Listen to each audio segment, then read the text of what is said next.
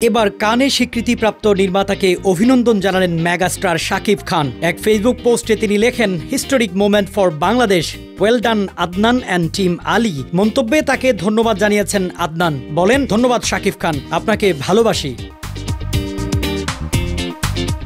৭৮তম কান আন্তর্জাতিক চলচ্চিত্র উৎসবের স্বল্পদৈর্ঘ্য শাখায় স্পেশাল মেনশন স্বীকৃতি পেয়েছে আদনান আল রাজীব পরিচালিত ১৫ মিনিটের চলচ্চিত্র আলী। ২৪ মে উৎসবের সমাপনী দিনে ঘোষণা হয় এই সম্মাননা, যা বাংলাদেশের চলচ্চিত্র অঙ্গনের জন্য এক ঐতিহাসিক অর্জন।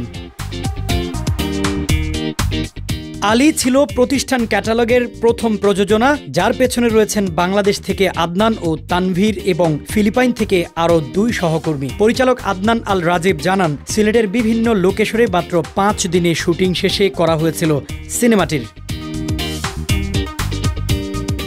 গল্পটি এক উপকূলীয় শহরের, যেখানে মেয়েদের গান গাইতে দেওয়া হয় না। সেই শহর থেকে এক কিশোর গায়ক হওয়ার স্বপ্ন নিয়ে পাড়ি জমায়। সিনেমাটি কানে পাঠানোর ভাবনা ছিল স্বপ্নের মতোই, যা আজ বাস্তবে রূপ নিয়েছে।